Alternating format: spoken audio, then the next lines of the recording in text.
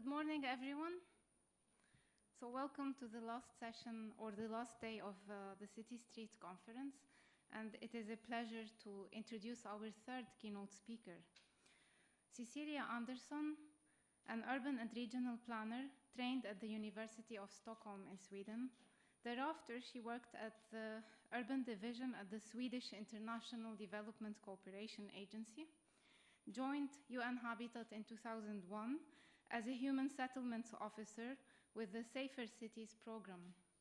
In 2014, she moved to the urban planning and design branch of UN Habitat as the manager of the Global Public Space program. The program has several objectives: to improve capacity of local government institutions and communities, establish local and global networks and partnerships, support the development of local and national policy and development of city-wide strategies and pilot demonstration projects, support knowledge management.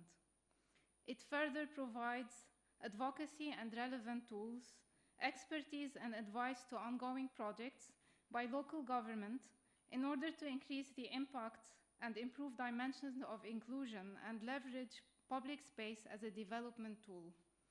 Cecilia is currently based in Nairobi, Kenya. Her lecture this morning is entitled Reclaiming City Streets for People. Please join me in welcoming Cecilia.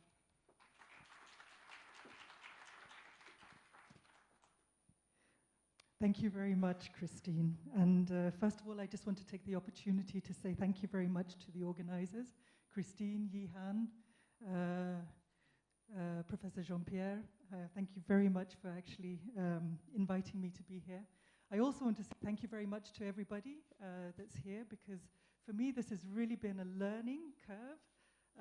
It's been excellent to be able to follow some of these presentations and the events that have been taking place. And it's such a privilege to actually be here and to learn from you. So I'm going to be talking about reclaiming streets for people. So it's a little bit more the bottom-up approach. I'm going to be talking a little bit about some of the global commitments, but also the role of local government in partnering with communities and other like researchers and NGOs to be able to then implement various projects on public space. Is it the clicker that I use? Yeah.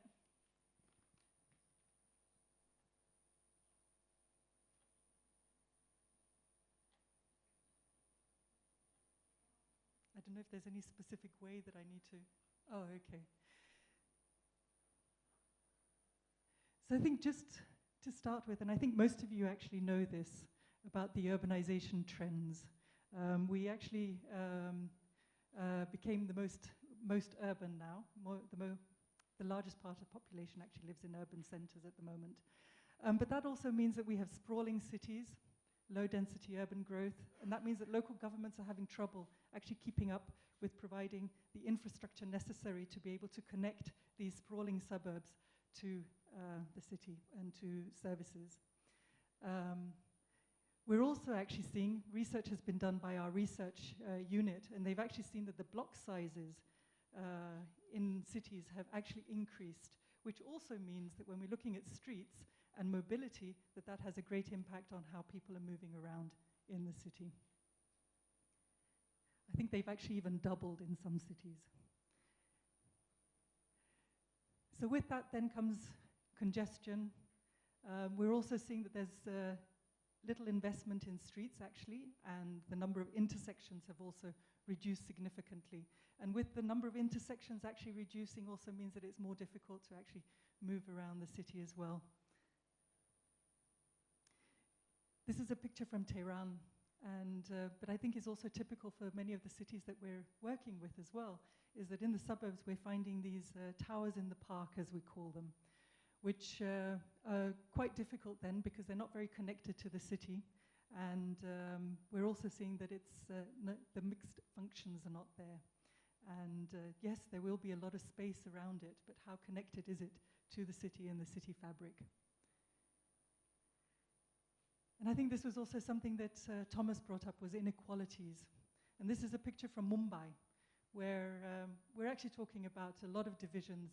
I live in Nairobi, And in Nairobi, there are 255 slum areas. And those slum areas then are small slums that are connected then to various work opportunities, whether it's residential or industrial. But we're often seeing this. And those people are the ones that actually need public space the most and are the ones that have the least amount of public space to use. We're finding more gated communities coming up, and that's also creating these large inequalities. So as UN Habitat, we want to move away from that business as usual and move towards more sustainable urban development. And for us, the important thing is to move away from that urban sprawl to a more compact city. And that doesn't mean high-rise. And I think that's the important thing as well, that it actually means a mix of residential areas with commercial areas, mixed use. We also want to move away from the segregated neighborhoods and have more integrated neighborhoods. And that's what we've also been finding in some of the cities that we're working with, is that a lot of the areas are actually segregated by a road, for example, to be able to keep those differences or gated communities. So we want to see more integration. We want to see more commercial with residential, mixed social classes living together in those neighborhoods. And of course, we want to move towards a more connected city, which also links very much to the streets and the street networks. And I think this is often the problem, that we look at public space, but we're not actually looking at those networks of public space, the streets and public spaces. And that's the important thing, is actually to see how the whole city then is connected and providing us with that connectivity. Now, I wouldn't be working with the UN if I didn't talk about some of those global commitments. And I think all of you know that there is actually a goal 11 on safe, sustainable and resilient cities. And this is a great milestone actually from the Millennium Development Goals, where we actually have a whole goal that is focusing on urban. And within that, there is a specific target on public space. And this was actually a lot of work. There was a whole platform of partners actually, both from universities, but also experts and practitioners, and also city governments that were actually pushing to have a goal on public space, a specific goal on public space. And for us, this is something that we actually work very much towards in lobbying governments, because by 2030, they're meant to provide universal access to safe, inclusive, and accessible open space, green and open spaces, and that means streets as well, that are inclusive, accessible, particularly for women, children, older persons, and persons with disabilities. That's a great task, actually. And I think governments don't really understand what that means, to be able to provide universal access to that. We've also actually developed an indicator, and there's a lot of discussions actually around the metadata of gathering that information. But there is an indicator where governments are going to have to be able to gather this information, which is the average share of the built-up area of cities that is open space for public use for all, and it's meant to be disaggregated by sex, age, and ability. It's not an easy task to gather that data. Imagine on a national level. Would Lebanon be able to do that, do you think? Gather this data? The national statistical agencies? And I think this is actually also a role for universities. Universities probably need to help governments to be able to gather this data and report back on that. In UN Habitat, public space has sort of been anchored in different programs. And in 2012, they created a specific program focusing on public space. And in 2014, we started to actually look at, okay, what is the definition of public space? And it was, we invited a few experts, some thinkers around public space to actually come up with a definition. And it was really difficult because it's very contextual. So this is actually just a working definition that we have of what public space is. But for us, the important thing about public space, or the definition, is that it should be accessible and enjoyable for all for free. So you don't need to pay to actually enjoy that space. because you'll find local governments often talk about the importance of being able to maintain public spaces, and to maintain public spaces, they need to put a cost towards it, so you have to pay to enter. But then, that universal access is not there. So I think this is also the important thing. How do we actually ensure and provide those frameworks to local government of creating those spaces and making sure that they're accessible for all, for free?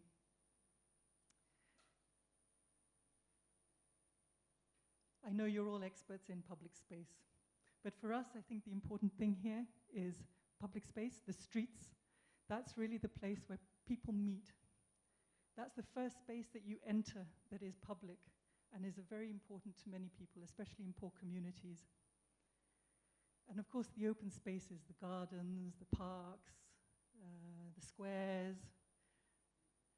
But we're also talking about the public facilities. So the social halls. In some communities, this is a very important space, libraries, and similar. So, all in all, this is something that we at UN Habitat have been trying to promote, that 50% of the built-up area of a city should be allocated to public space. I don't know, this is something, it's a target. We'd like cities to target this. But for us, it's just a working week. And I think the important thing is here is that this should not be a standard. It is not a standard, because local governments can take this and use this as a way to actually evict people from land because they need to provide public space. So for us, it's really important that it is not a standard. It is just a target. It's a goal. But this is also something, I mean, you are all researchers, and I don't know, maybe there is a sort of amount of land that is necessary to have as public for a well-functioning city. And I don't know if there's a lot of research that has been done in that, but this, I think, is a very important aspect when we're going to local governments, is actually providing that ammunition for them to be able to do that. Like I was saying, we work a lot with local governments, and it's really difficult to actually get them to invest in public space, to understand that it's important to create well-functioning, multifunctional public space. So we always have to come with great, the ammunition, but we need to tell them that it is important from different aspects. And usually the economic aspect is one of the ones that comes up first.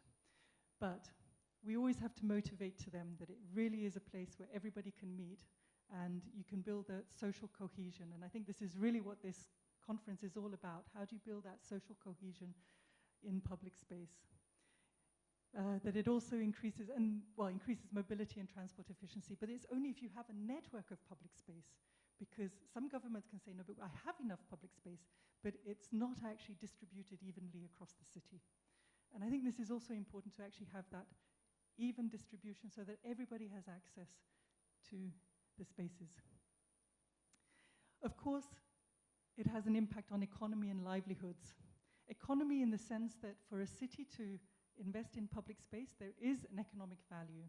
For example, I know you've probably done a lot of research around that in a pedestrianization in a commercial district, then, actually the commercial businesses earn some money.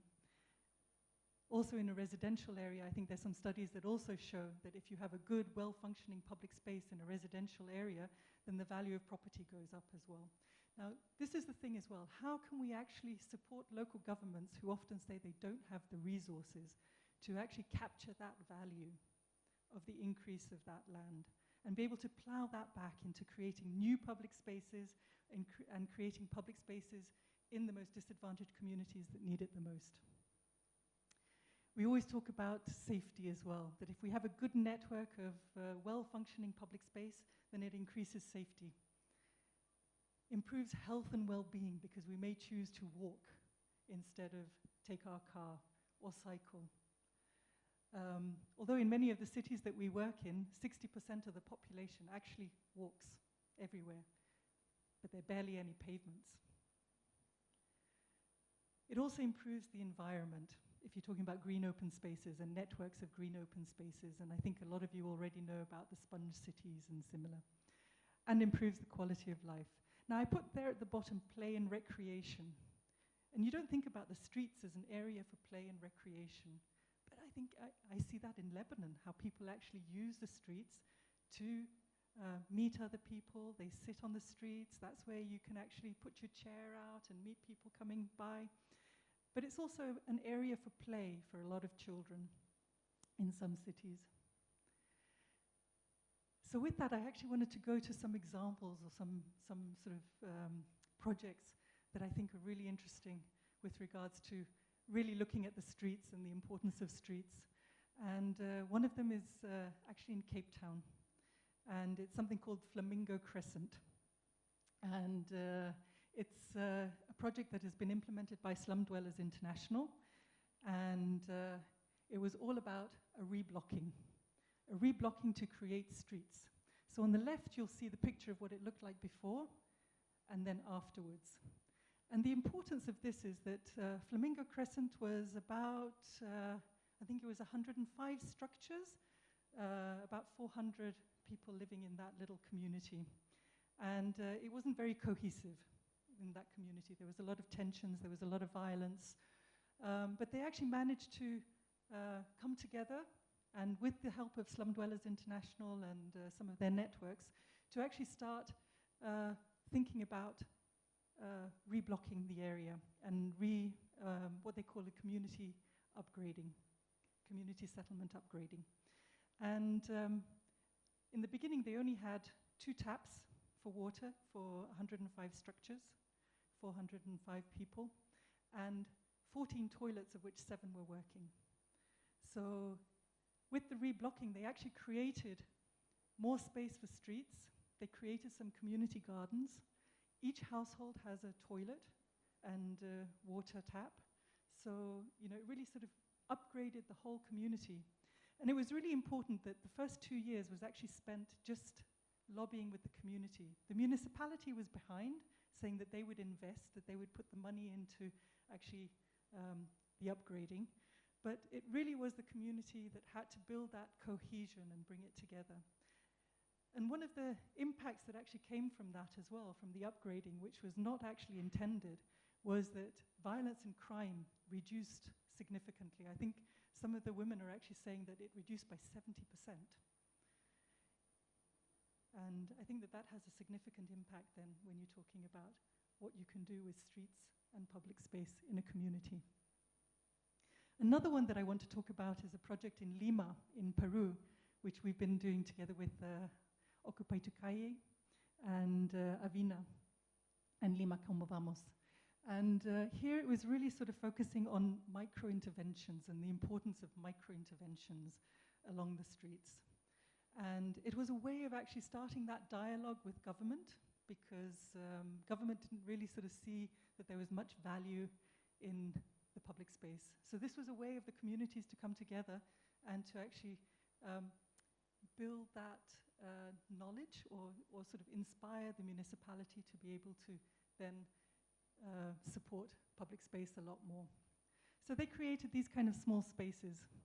This is where the light rail actually meets the bus rapid or the bus transit. So, you know, it's just a space to rest. And it's not permanent. It's only, and it didn't cost very much to do, but it was a way of actually starting to engage with government to think differently and change its mindsets. This is also a space along a street and a parking lot.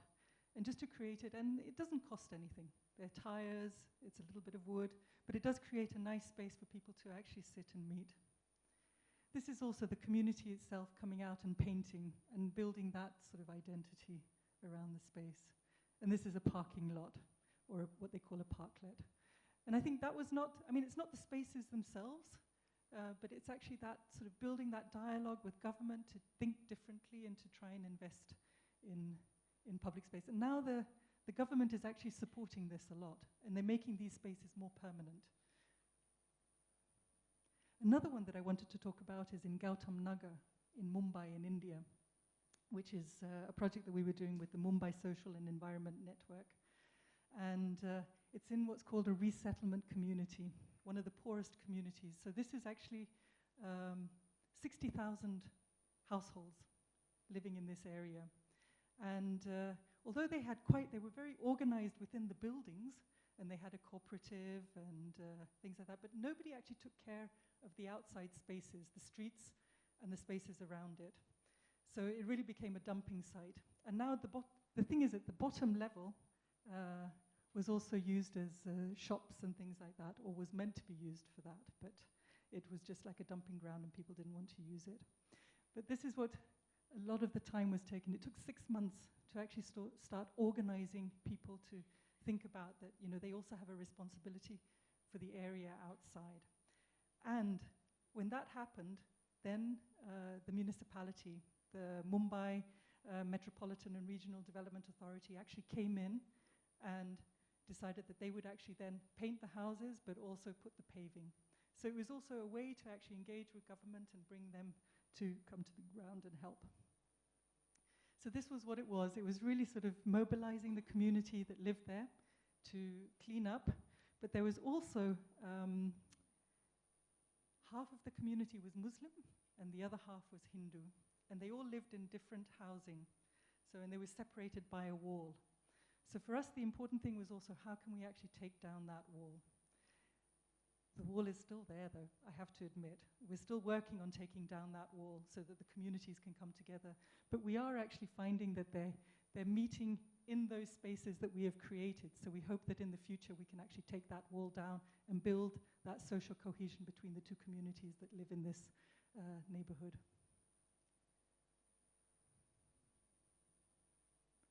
And it also provides a space for the young people. And I think this was also one of the things that they were saying, that a lot of the young people were engaging in activities that they were not very happy with.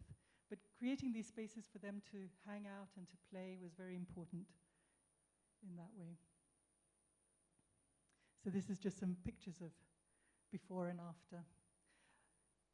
This is actually one of my favorite projects, and which is in a neighborhood called Dandora in Nairobi, where I live. And it's a sites and services project that was built by the World Bank. And it's been built in phases. So there's about maybe 100,000 people living in different phases of Dandora. And one of the things is that there is a champion that actually started this project, and his name is Charles Gachanga. And he actually started that he remembered when he was a kid living in that neighborhood that it used to be nice and clean, that the streets were clean, that people would actually be out in the streets, in the community, and engage with each other. But at that time when he started, this was actually known as most of the crime-ridden area in Nairobi, that there was the most criminal activities taking place. And it was really sort of, people in Nairobi would not go to this area. And he started talking with all the young people that lived in the community and said that on Saturday, we're going to go out and we're going to start cleaning up the neighborhood. And then that Saturday arrived, everybody was very positive, but only 2 other people arrived to help him. But he continued. Every Saturday, he was like this champion in the neighborhood to actually take it forward, and he continued. And now, it won the Dubai Awards as one of the most innovative projects of bringing communities and building social cohesion. So his vision was to say that Dandora is not a slum, it is an estate, just like all the other housing estates in Nairobi, and that was important.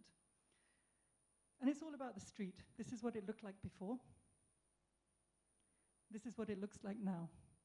And it really was actually working with the communities. So they started to clean up, and all of a sudden they found that there was actually ditches underneath all the rubbish that had accumulated. And they sort of also negotiated with the women that have the kiosks to move back and not to build on the ditches. So there was a lot of negotiation as well. And I know that, I think it was Marta who was talking about conflict and negotiation, and actually this actually turned into a conflict. The women were so upset about having to move back a bit, but I think with a lot of negotiation and persistence, he managed to actually get this to move. And it's not a street for cars, really. It's really a street for play. And on Saturdays, the kids come and they watch movies, And so they actually sit there, they put up a screen and they watch movies, but otherwise it's a place for play. And I think this is also something that we often forget, is that streets are not only for mobility, but they're also for socializing. Also, the young people, it was very important to have an identity. So each of the neighborhoods, or each of the courtyards, as they call them, they wanted to have their own colors so that they would easily be identified. And so the young boys actually went out and they painted. And so this is actually, one of the courtyards that they live in. I also actually wanted to talk about Kaliobeye, which is a whole new settlement that we're supporting. It's in the northern part of Kenya. It's together with the refugee community, but also with the local community, and building a whole new settlement. And that's also been a long term of actually, negotiating, working with the government. The government has given the land, but really sort of bringing the community together to design the settlement as they would like it to be. And it's actually very close by one of the big refugee camps with about 300,000 population. So, and this is also, really about sort of just talking, bringing the refugees together with the local community. We also, when we were looking at sort of the streets and the public spaces, we used Minecraft actually as a way to bring the different communities together. Now, I don't know how many of you know Minecraft. You know Minecraft? Yeah? It's actually a children's game. But it was really a really nice way, and I know that, architects also feel that, you can't really design spaces with Minecraft because it's very blocky. But it's not actually to design the spaces, it's for the communities themselves to sort of think of what they would like to see in that area. They might build a swimming pool, but it's not a swimming pool that they want, they just want a water feature. So it's just actually having that dialogue of what it is they would like to see in that space. So this is what we did with some of both the refugees and also the local community to design the space. And then this is what the design is in the end, with cycle lane, pedestrian, and a park. And then they start laying it out. So it's really working with the communities. Now they're laying out the streets as they're going to be, and this is what it's going to, it will be built. But we're in the process of doing that. But this is one of the things that I want to bring up, is that, it is very important to partner, but also with local government. And local government has a key role in that. And that's what I wanted to also bring up, is that, there are a lot of initiatives that are taking place.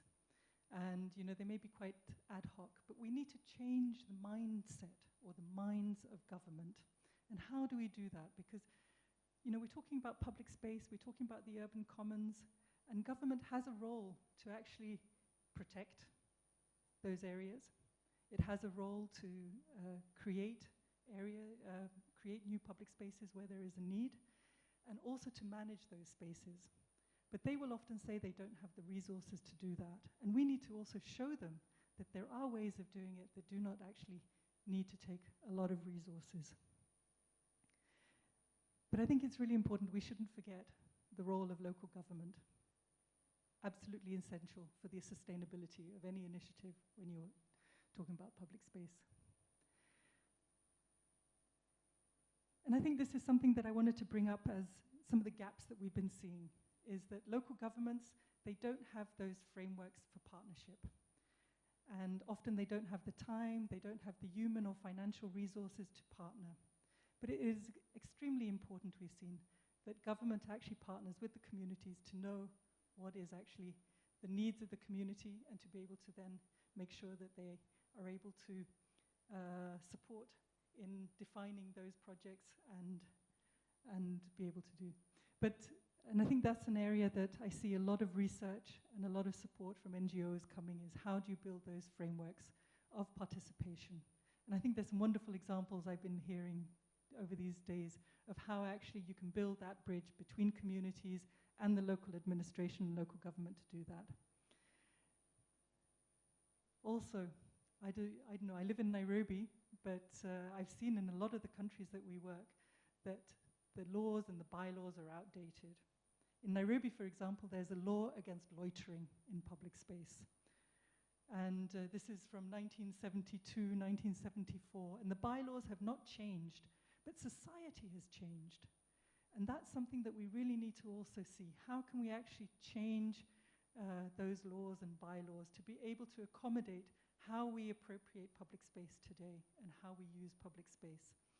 There's also laws against noise, against sort of just having different activities in public spaces. I don't know, here I find as well that a lot of the parks are actually closed. And they're very difficult to enter. But how do you actually negotiate then to open that up and to open it up to the people to use?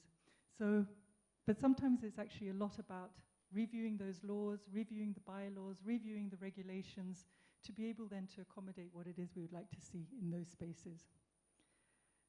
Another thing that we're finding is that it's very good to actually look at one public space in one site, but we really need to have that city-wide approach. We need to see how everything is sort of networked and connected. And this is something that government also, this is something they would like to see, but they're also having difficulty in actually defining those city-wide strategies on public space. So how can we support government in creating those city-wide strategies? And that's not only actually looking at design and planning, but it's also looking at the financial aspects. What is the financial plan to make that master plan or the plan and the strategy viable? But not only that, it's also looking at the legislation, the laws and the legislation to actually make it happen. So it's what we call the three-pronged approach. We can look at the planning side, but we also actually, the planning and design, but we also need to look at the financial and the legislative to be able to make sure that we can take that forward in a sustainable way. The other thing, and I brought that up a little bit earlier, is also land value capture and land value sharing. This is something that governments will always say, oh, we don't have the resources to be able to maintain public space or create public spaces in poor areas. But this is a way of actually doing that. How can they actually have those frameworks for capturing that value and plowing it back into the maintenance of spaces and also into creating those very important spaces for the most disadvantaged communities? And I think this is also really important that those frameworks need to be developed, and we need to support government in doing that. So just to maybe mention some of the next steps and way forward. And I talked about the SDG and the indicator. And I think it was brought up in one of the sessions the other day, is what is the definition of the city? And this is something we're still grappling with. What is the definition of the city? Is it the administrative boundaries, or is it the built-up area? So this is also something when it comes to actually monitoring the SDG, is what is the definition of the city, to be able to then define how we actually monitor the implementation of the SDG target that I showed earlier. I talked about the bylaws and the regulations, but I think also one area that is extremely important, and I think a lot of you sitting around here have a great role to play in that, is actually developing those tools to support government and communities in actually creating public space. It can be tools of participation, it can be tools of visioning, it can be tools of monitoring, it can be tools of actually design guidelines and similar. And this is something that is really required for a lot of governments. And then, of course, capacity development. We're finding as well with a lot of local government authorities, and you can go to the planning department in a local government, and they often don't actually have the capacity to work on public space. So how can we provide simple tools and do capacity building to make them able to work in this area? I was talking about partnerships, and partnerships are extremely important. Government often feels finds it very difficult to work with partnerships. And we were actually looking at one of the local governments, and they say that they actually get visits from different NGOs, from different universities, about different projects. They do want to partner, but they don't have the capacity because there's so many visits to the local government to be able to push people's own agenda issues. So we've actually supported creating platforms of partners so that local government can, on a monthly basis, actually link with these platforms of partners. And the platforms are made out of urban enthusiasts, practitioners, research institutions, universities, and also, just NGOs and CBOs that are interested in the work of public space.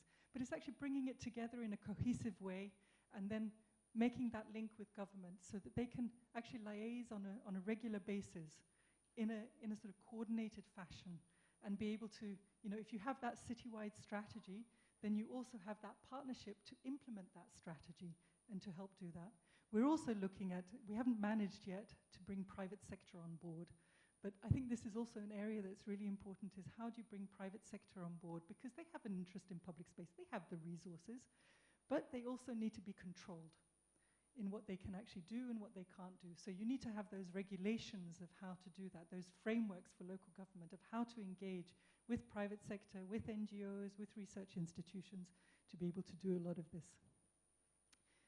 And then as a final step, it's actually about changing minds. And I think that was something that, Rob, you brought up, how important it is to actually change minds. And that's really our role. And our role as the UN is really about changing minds. And I think this is the role of you sitting here as well, to be those champions and to change mindsets of how to actually advance our work on public space. Because it is very important for our cities to function. To have a well-functioning city is to have those streets and public spaces, those networks that we can bring together. So with that, I'd like to say thank you very much. And I love this picture actually because it's when we took our walk the other day in Carmel Zaytun, and this is really sort of people appropriating the street. You walk in the middle of the street. It's not that it's your space. You're taking that space, and I love that picture because of that. So thank you very much.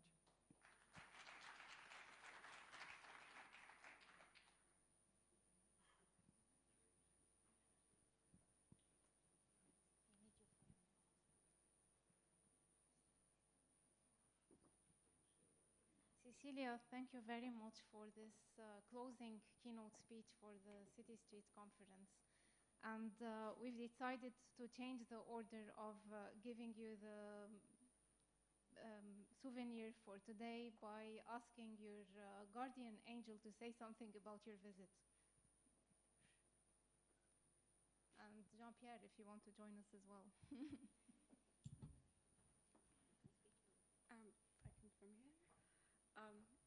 Thank you, Ms. Cecilia. But before I present to you your trophy, I would just like to say how it has been a true honor and a pleasure to have been accompanying you for the past 3 days and just learning from your experience and your modesty, truly. And I just want to say that today it's really important how we are really learning from the UN Habitat on a city level on how we can really move towards the sustainable development goals and try really to engage the community and try to really make like the smallest impact. And really it doesn't take a lot to make a change, as we've seen, obviously. And it's been a true pleasure to see how the UN Habitat is working on a global scale and moving the communities towards a better future. So thank you, Ms. Cecilia. It's been a true pleasure being with you for the past 3 days. Thank you. I'm presenting this. Thank you.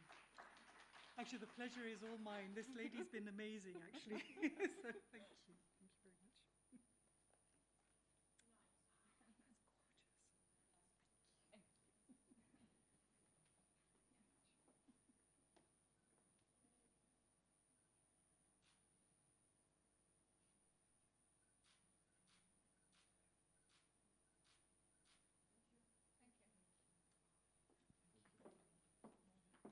So before we move to the last part of our last day, after the coffee break, we start the parallel sessions of the tracks as usual at the FAD building.